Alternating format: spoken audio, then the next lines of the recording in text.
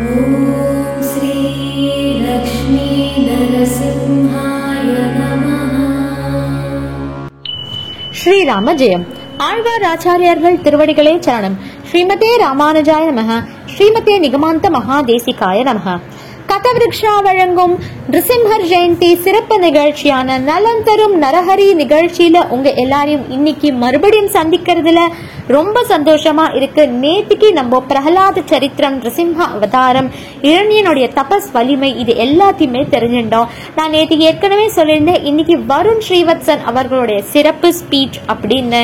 இன்னைக்கு இந்த நிகழ்ச்சியில வருண் ஸ்ரீவத்சன் அவர்கள் நம்ம எல்லாருக்கும் என்ன சொல்ல போறார் அப்படின்னாக்க, நிருசிம்ஹ அவதாரத்துடைய சிறப்பு என்ன அப்படின்றத ஒரு இன்ட்ரோடக்ஷன் கொடுத்துட்டு ஒரே கோட்ல இருக்கிற 3 நிருசிம்ஹர் கோவில்களை பத்தி நம்ம எல்லாருக்கும் சொல்ல போறார்.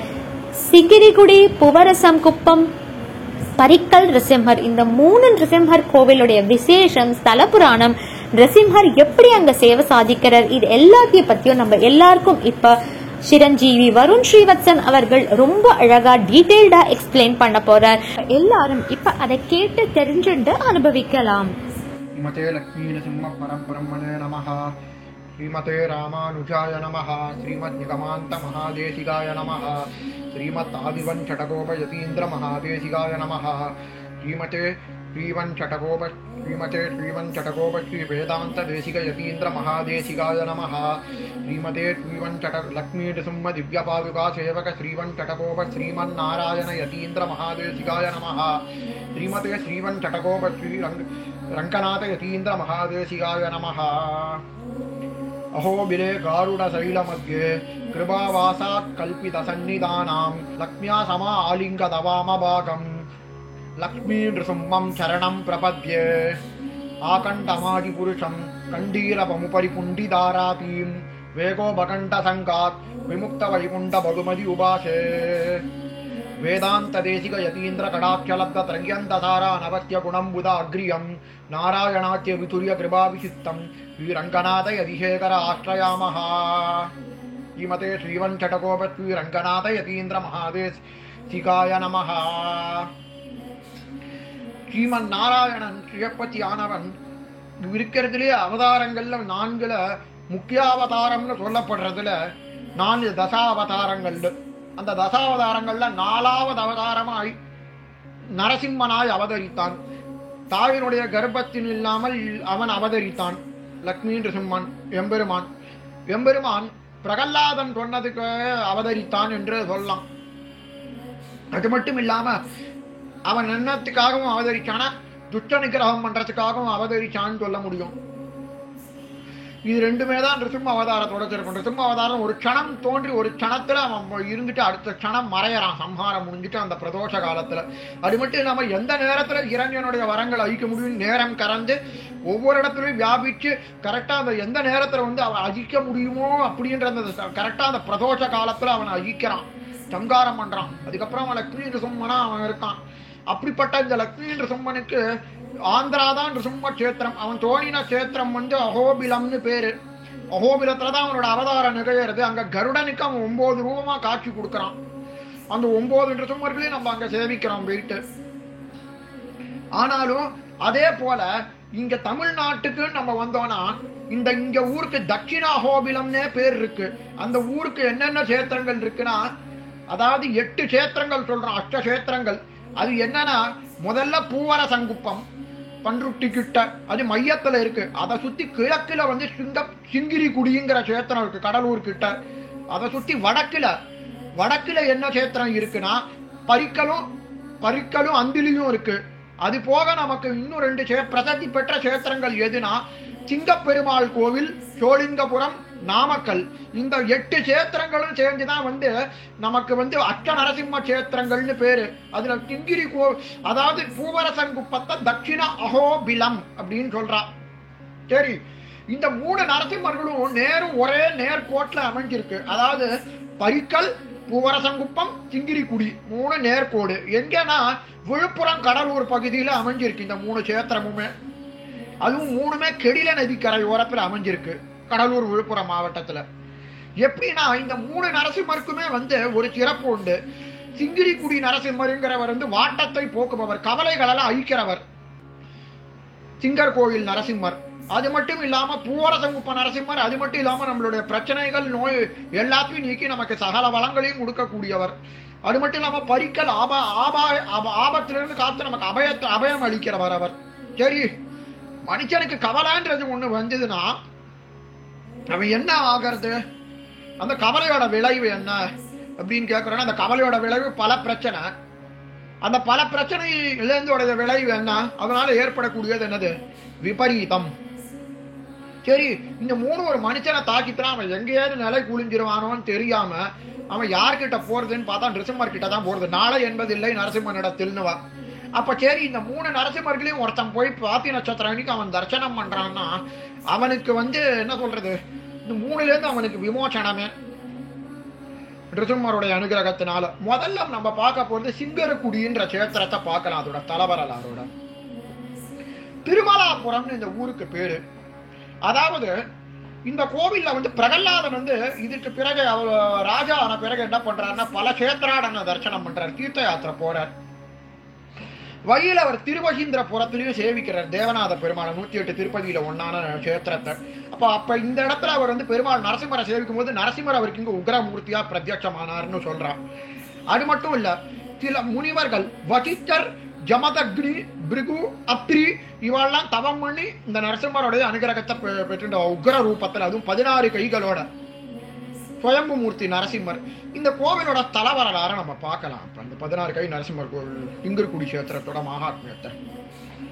சூரிய குலத்துல நிமின்னு ஒரு அரசன் இருந்தான். நிமி சக்கரவர்த்தின்னு பேர். இஷ்வாகு குலத்துல பிறந்தவன் அவன் ஒரு நாள் என்ன பண்ணான், இந்திர யாகம், அதாவது என்ன சொல்றது, இந்திர பதவி அடையறதுக்கு ஒரு யாகம் பண்ணுவான். அந்த தேவர்களுக்கு சொல்லக்கூடிய யாகத்தை அதை பண்ணணும்ன்றதுனால தன்னோட குலகுருவான சூரிய குலத்துடைய குலகுரு யாருன்னா வசிஷ்டர்.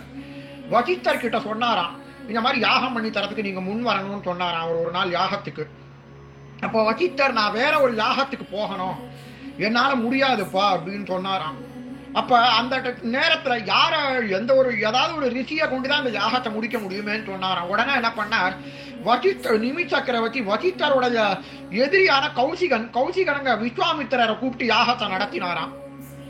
யாகமும் நல்லா நடந்து முடிஞ்சுடுத்து பூர்ணாகிதியோட ஹவிச சமர்ப்பணம் பண்ணி.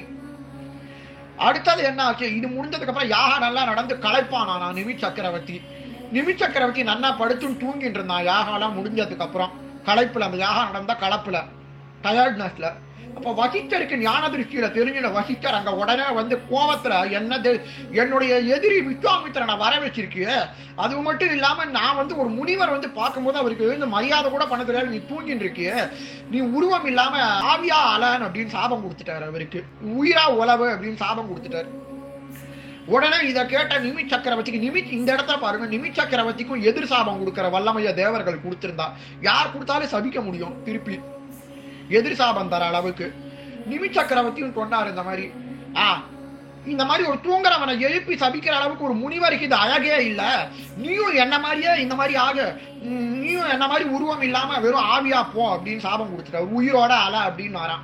இப்ப 2 பேரும் உருவமே இல்லாத என்ன பண்ணா, உயிரா அலைய தொடங்கினார்கள், ஆவியா. பல முனிவர்கள் திருப்பி அவளுடைய இந்த சரீரத்தை ரெஸ்டோர் பண்றதுக்குன்னு யாகம் பண்றதுக்கு வந்தா. அப்பவும் கூட வேண்டாம், நிமி சக்கரவர்த்தி ஒரு பிரதிஜ்ஞை பண்ணிட்டாராம், வேண்டாம், நான் பக்தர்களுடைய கண்கள் வழியா நான் நரசிம்மரை சேவிக்கிறேன் அப்படின்னாராம்.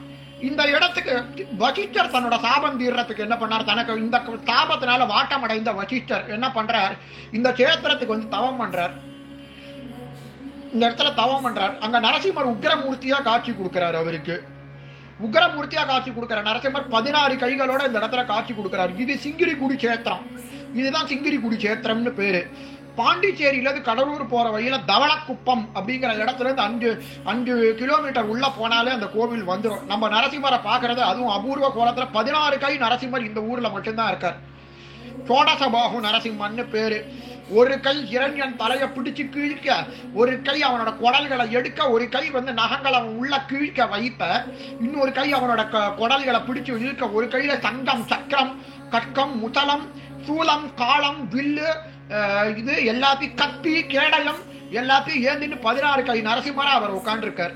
அது மட்டும் இல்லாம கீழே அவருக்கு எதிர்ப்புறத்திலேயே பால நரசிம்மர், யோக நரசிம்மர்னு 2 நரசிம்மர் இருக்கா அவருக்கு இந்த 2 பக்கமுமே. அது மட்டும் இல்லாம பிரகலாதன், சுக்கராச்சாரியார், வசிஷ்டர், பிருகு, அவரோட இரண்யனுடைய பொண்டாட்டியான கயாசு, இவ அத்தனை பேரும் உட்கார்ந்து சாதிக்கிற ஒரு அற்புதமான சேத்திரம் வந்து சிங்கிரிக்குடி சேத்திரம். தாயார் வந்து அமிர்த பலவல்லி தாயார்னு பேரு இந்த ஊர் சேத்திரத்துக்கு. திருமலாபுரம்னு பேரு. அது மட்டும் இல்லாம இந்த கோவில்ல செஞ்சி ஆண்ட மன்னன் தேசிங்கராஜன் பல திருப்பணிகளை பண்ணியிருக்கான். அது மட்டும் இல்லாம இந்த கோவில்ல வந்து அகோபில மடத்தை சேர்ந்த 4ஆம் பட்ட மதகீசிங்கரோட பிருந்தாவனம் அங்க இருக்கு. நிருசிம்மன் இருக்கிற இடத்துல அந்த நிருசிம்மனே தோற்றுச்சு. அகோபில மடத்தை சேர்ந்த அழகீசிங்கரே அங்க இதா இருக்காருன்னா எவ்வளவு பிரசித்தம் பாருங்க. முதல் இது சிங்கிரிக்குடி நரசிம்மரை சேவிக்கிறதுனால வந்து வாட்டம் தீர்ந்துரும் ஒரு மனுஷாளுக்கு. திருமலாபுரம் சிங்கிரிக்குடி நரசிம்மரை. அது போல அந்த கோவில்ல பல சன்னதிகள் இருக்கு. கனக துர்கை இருக்கா, நாகர், ஆதிசேஷன், ஆழ்வார் ஆச்சாரியார்கள், ஆண்டாள், கருடாழ்வார், வாசிஷ்ட விநாயகன்கிற தும்பிக்கை ஆழ்வார் எல்லாருமே இருக்கா. விசேஷமான பெருமாள். கோவில் தீர்த்தத்துக்கு பேரு பிருகு புஷ்கரணியின் பேரு. இதுக்கு அடுத்தது பூவரசம் குப்பம்ங்கிற சேத்திரத்துக்கு வருவோம். பூவரசம் குப்பம் அப்படிங்கிற சேத்திரம்ன்றது என்னன்னா, நரசிம்மர் வந்து இங்க லக்ஷ்மி நிருசிம்மனா இருக்காரு. ரொம்ப ஒரு அபூர்வமான விஷயம் அப்படின்னா, லக்ஷ்மி நிருசிம்மன்னா இந்த கோவில்ல நம்ம லக்ஷ்மி நரசிம்மனை பார்க்கறது ஒரு ஆச்சரியமான கோலத்துல பார்க்கலாம். தாயார் வந்து எப்படி இருக்காள்னா லக்ஷ்மி நரசிம்மன் உருவன் சிறியது, மூர்த்தி சிறிதானாலும் கீர்த்தி பெரியது. லக்ஷ்மி நரசிம்மன் சுயம்பு மூர்த்தி தான்.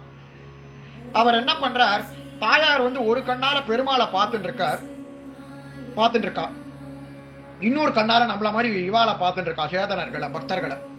இதுக்கு பிள்ளை லோகாச்சாரியார் வந்து புருஷகாரத்துவம் அப்படிங்கறத எடுத்து காட்டுறார். பிரத்யட்சமா நம்ம பார்க்கலாம் பூவரசம் குப்பட்ல. ஒரு புறம் பெருமாளை பார்க்கிறா. பெருமாள் வந்து அவளை எளிதில் வந்து பக்தர்களை பார்க்கிறாள்ல, அவளை அவ்வளவு எளிதில் ஆசிரியம் பண்ண மாட்டானா. அவன் வந்து நம்மளோட கர்ம நம்மளோட அனாதி கர்ம பிரவருத்தங்கள்னால இருக்கிறனால அவன் நம்மளை கீழே தள்ளுவான். கோவம் வந்து தாயார் என்ன சொல்றாள்னா, கடைக்கண் பார்வையினால பார்த்துட்டு சொல்றாளாம் பெருமாள்கிட்ட, பரிந்துரைக்கிறான் நம்மளை பார்த்துட்டு, இவன் நம்ம குழந்தை சுவாமி, இவனுக்கு வேறு ஏது புகலிடம், இவனால இவன் விட்டா வேற இல்ல, கதி யாரு நமக்கு அப்படின்றத கேட்கிறாராம் தாயார்.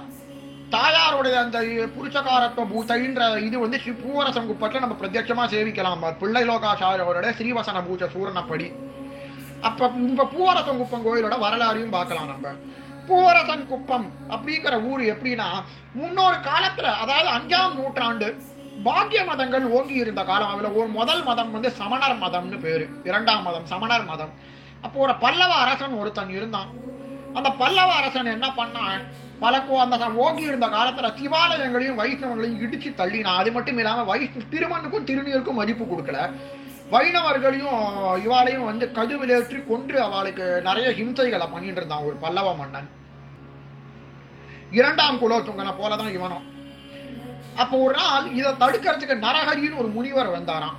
நரஹரிங்கிற முனிவர், நீ பண்றது தப்பு சரியில்லை அப்படின்னு அவனுக்கு பாடம் சொல்றார், புத்திமதி சொன்னார். இதை கேட்ட வெகுண்ட அரசன் அந்த நரஹரி முனிவரை கழுவேத்துங்கன்னு உத்தரவிட்டானா. இதை கேட்ட நரஹரி முனிவர் கோவப்பட்டு சொன்னாராம், இவ்வளவு இது இருக்கே உனக்கு பிரம்மஹத்தி தோஷம் முடிக்கட்டான்னு சாபம் கொடுத்துட்டார். இதனால அவன் பல அல்லலுக்கு ஆளானா அந்த அரசன். அவனுடைய சாப்பாட்டுலலாம் ஒரே புழுக்கள், மேகாட்ஸ் வந்து நெளிஞ்சுது, வண்டுக்கள் மொழிச்சுதான், சாப்பிட முடியல. தன்னோட மஞ்சங்கள்ல எலும்பும் தோலுமாய் மனித மாமிசமுமா தெரிஞ்சுதான் அவனுடைய மஞ்சம் படுக்க. அது மட்டும் இல்ல, புழு உடைகள்ல துர்கந்தம் வீச ஆரம்பிச்சுது. இதனால என்ன ஆச்சா, இந்த அரசன் இதனால அவனோட மனைவியும் இதுவும் எல்லாம் அகன்று ஒரு பித்தப்பிரம பிடிச்சவன் போல ஆயிட்டான். இப்படிப்பட்ட அல்லல் காலான அரசு இந்த மன்னன் என்ன பண்ணான், நேரடியா நரஹரி முனிவரை சேவிக்கிறதுக்கு போனான். சாப விமோசனை வாங்கிக்க. அப்ப ஒரு நாள் அயர்ந்து போனவன் பூவரச மரத்தடி இலை கடியில படுத்துன்னு தூங்கினானா ஒரு நாள் நல்லா. அப்ப அந்த மரத்தோடைய இலையில அவனோட கணவர் லட்சுமி நரசிம்மர் பிரத்யட்சமானாரா. கவலைப்படாத, நீ உன்னோட தப்ப நீ உணர்ந்துட்ட, அதனால உனக்கு இப்போதே விமோச்சனம், என்னைக்கு நீ தப்ப உணர்ந்து எனக்கே விமோச்சனம், நரஹரியும் வந்து உன்னோட சாபம் உனக்கு தீர்காயுட்சமா இரு, நீ அவர் கோவில் எழுப்புன்னாராம். நரசிம்மருக்கு அப்புறம் கோவில் எழுப்பினா பூவரசன் குப்பத்துல. இந்த கோவில் வந்து பன்ருட்டி கிட்ட இருக்கு. பன்ருட்டி கிட்ட இருந்து நம்ம இங்க திருவந்தாடு வையா போனோம்னா, மோட்ச குளம் வையா போனோம்னா இன்னும் கூட இருக்கு. தட்சிண கோவிலம்னே பேர் இந்த கோவிலுக்கு. பிரதிஸ்வாதி விசேஷ யாகங்கள்லாம் நடக்கும் பெருமாளுக்கு. அது மட்டும் இல்லாம இந்த கோவில்ல வந்து இன்னொரு சிறப்பு என்னவென்னா, உத்தவமூர்த்தி வந்து வரதராஜ பெருமாள்னு பேரு. கும்பகோணத்துல வந்து மாசி மகம் திருவிழான்றது நன்னாவே நடக்கும், வருஷா வருஷம் மகாமகம். அப்போ ஒரு நாள் என்ன ஆச்சான், அந்த காலத்துல அந்நியர் படையெடுப்புனால பல கோவில்கள் சேதமாச்சு. நம்மளுடைய பெரியவாள்லாம் என்ன பண்ணால்னா வந்து பூமியில விக்கிரகத்தை புதைச்சி வச்சுட்டு போயிட்டா. அப்ப என்ன ஆச்சா, ஒரு நாள் வந்து இந்த ஊரை தோண்டின்னு இருக்கும்போது, ஏதோ திருப்பணிகளுக்கு தோண்டின்னு இருக்கும்போது இந்த விக்கிரகம் கடச்சுடுத்தான். மாசி மகானிக்கு வரதராஜ பெருமாள் கிடைச்சார் இந்த பூமியிலிருந்து, இதே பூவரசங்குப்பம் கோவில்ல. இன்னும் வரப்பிரசாதி அவரை சேவிக்கலாம் நம்ம. இந்த பூவரசங்குப்பம் கோவில்ல இருக்கக்கூடிய நரசிம்மர் ரொம்ப வரப்பிரசாதி. பிரதி சுவாதி விசேஷ திருமஞ்சனம் உண்டு, பிரதி சுவாதி ஹோமங்களும் உண்டு. அவரை தரிசனம் பண்ணலாம் ஒவ்வொரு தடவையும் போயிட்டு. அடுத்த கஷேத்திரம் வந்து பரிக்கல். பரிக்கல் அப்படிங்கிற கஷேத்திரமே எப்படின்னா ஒரு அசுரனுடைய பெயர்ல இருந்து தான் வந்தது இந்த கஷேத்திரம் பரிக்கல். இவரும் அபயம் கொடுக்கக்கூடியவர். பூவரசங்குப்ப நரசிம்மர் இன்னல தீர்க்கக்கூடியவர். இவர் வந்து அந்த பிரச்சனைகள்ல இருந்து நமக்கு அபயம் தரக்கூடியவர் பரிக்கல் நரசிம்மர். பரிக்கல் அப்படிங்கிற கஷேத்திரம் விழுப்புரத்துக்கிட்ட இருக்கு. இது எங்க தெரியுமா, உளுந்தூர்பேட்டை கிட்ட போனோம்னா இருக்கு. கெடில நதிக்கரை ஓரத்துல பரிக்கல் அப்படிங்கிற ஊர்ல இருந்து அந்த ஊர் ரயில்வே ஸ்டேஷன்ல இருந்து 5 நிமிஷம் கோவில் உள்ள போய் சேவிக்கலாம் நம்ம. பரிக்கல் கஷேத்திரத்துல பெருமாள் எப்படின்னா, முன்னாடி காலத்துல திருமுது குண்டம்ங்கிற ஊர் விருதாச்சலம் பகுதிய வசந்தராஜன் அப்படிங்கிற ஒரு அரசன் ஆண்டான். அந்த வசந்தராஜன் எப்படின்னா தீவிர நிருசிம்ம பக்தன், நிருசிம்மரை தியானித்து கொண்டே இருக்கக்கூடியவன் சதாசர்வ காலமும். அவன் ஒரு நாள் நரசிம்ம யாகம் பண்ணணும்னு ஆசைப்பட்டானா. திரிபுரம் உண்டாச்சு. 3 கோட்டைகளை எல்லாருக்குமே தெரியும். திரிபுரம் வந்து எரிப்பட்டது. நாராயணனோட அருளால பரமேஸ்வரன் நாராயணனே திரிபுரத்தை எரித்தான் பரமேஸ்வரனை கொண்டு. அப்ப என்ன ஆச்சு, அதுல இருந்து தப்பியோடி அந்த 3 அசுரர்களுடைய தப்பியோடின குதிரமுகம் கொண்ட ஒரு அசுரனோட பேர் தான் பரிக்கலன். அந்த பரிக்கலன் என்ன பண்றான்னா, பரிக்கலன் நேரம் இந்த இடத்துக்கு ஓடி வரான். திருமுது குன்றத்துல வந்து ஒளியறான். அந்த நேரத்துல என்ன ஆச்சு, இந்த ரிஷியோடைய இவர் வாமதேவர்னு ஒரு மகரிஷி இருந்தார். அந்த அரசனுடைய ராஜ புரோகிதர் வந்து வாமதேவர்னு ஒரு மகரிஷி. வாமதேவ மகரிஷி கிட்ட இவன் சொல்றான், அரசன் நான் யாகம் பண்ணணும் அப்படிங்கிறான். இந்த பரிக்கலாசுரன் வந்ததோட இல்லாம அரசனுக்கு பல இன்னல்களை கொடுக்க ஆரம்பிச்சான். அந்த இவனுக்கு திருமுது குன்றம்ல இருந்த அந்த ஆண்டு அந்த வசந்தராஜனுக்கு பல இன்னல்கள். அதாவது அவன் கட்டில கோவில செதலம் அடைச்சிட்டான். அவன் அப்பா அம்மா செத்து போயிட்டா. நிறைய இன்னல். இதுவும் பார்த்து சொன்னாராம். ஏன் போய் அவரோட நேரடியா அதெல்லாத்தையும் கிடப்புல போட்டு வாமதேவரை போய் பார்த்தாராம் வசந்தராஜன். வசந்தராஜன் போய் பார்க்கவே என்ன சொன்னாராம், இந்த மாதிரி வந்து எல்லாம் நேரம் ஜோதிச்ச ஹோர காலம் பார்த்தது சரியில்லை, நேரம் ஜோதிச்ச ஹோர காலம் சரியில்லை, அதனாலதான் வந்து இதெல்லாம் ஆச்சு. இதை நிவர்த்தி பண்ணணும், நீ நரசிம்ம ஹோமம் பண்ணணும் அப்படின்னாராம். உடனே நரசிம்ம ஹோமம் பண்ண ஆரம்பிச்சாராம். அப்ப அந்த இடத்துல திருமுது குன்றத்துல ஒதுங்கி இருந்த அந்த அவர் வந்து என்ன பண்ணாரா, இந்த கஷேத்திரத்துலதான் வந்து பண்ண ஆரம்பிச்சாராம். கெடில ஆற்றங்கரை ஓரத்துல. அங்க நிருசிம்மஹோமம் நன்னா நடக்க ஆரம்பிச்ச நேரத்துல வாமதேவ மகரிஷி என்ன பண்ணாராம், ஒரு புதருக்கு பின்னாடி வசந்தராஜனை ஒளிஞ்சுக்க சொன்னாரா. அங்க நரசிம்ம மந்திரத்தை நீ உச்சாடனம் பண்ணி அனுஷ்டு மந்திரத்தை உச்சாடனம் பண்ணிட்டு இருந்தாராம். வாமதேவரும் யாகத்தை ஆரம்பிச்சாராம். இப்ப பரிக்கலாசுரன் கொக்கரிச்சு அங்க வரான். வந்துட்டு என்ன தெரியுமா பண்ணா, யாகம் வேள்வி சாலையை நொறுக்கி முனிவர்களோட தலையெல்லாம் வெட்டி தீர்ப்பான். யாகத்தை அழிச்சு அந்த இடத்துல ஆர்ப்பரிக்கிறான். அடுத்த நிமிஷம் வசந்தராஜனை தேடினான். ஒரு கட்டத்துல வசந்தராஜன் எல்லா இடத்துலயும் தேடியும் ஒரு புதருக்குள்ள இருந்து சத்தம் வந்து பயங்கர பேரொலியா வரவே அந்த வசந்தராஜனை பிடிச்சு அவனோட தலையை வெட்டி விட்டான். இத பார்த்து நரசிம்மர் அப்படியே உக்கிர ரூபியா வந்து அந்த பரிக்கலாசுரனை 2ஆ பிளந்துட்டார். அப்படியே இதால கோடாரியால எப்படி ஒரு மரத்தை 2ஆ பிளக்கிறோமோ அந்த மாதிரி அவனை 2 பீஸ் ஆக்கிட்டாரு அவனை அப்படியே. அப்புறம் என்ன ஆச்சு, அந்த பிறகு வசந்தராஜன் அவர் உயிர்ப்பிச்சார். வாமதேவர் எல்லாரையும் உயிர்ப்பிச்சதுக்கு அப்புறம் என்ன ஆச்சுன்னா, வசந்தராஜன் பாருங்க எதிரிக்கும் பரிவு காட்டணும். எந்த எதிரியால தனக்கு இத்தனை நாசம் உண்டாச்சும் அவனோட பேராலே அந்த ஊர் அழைக்கப்படட்டும் அப்படின்னு சொல்லிட்டு பரிக்கலாபுரம்ங்கிற பேரே பரிக்கல்னு மருவிடுத்து. இந்த பரிக்கல் கோவில்ல லட்சுமி நரசிம்மர் வந்து இருக்கார். அது மட்டும் இல்லாம லட்சுமி நரசிம்மர் தாயார் வந்து கனகவல்லி தாயார்னு பேர்.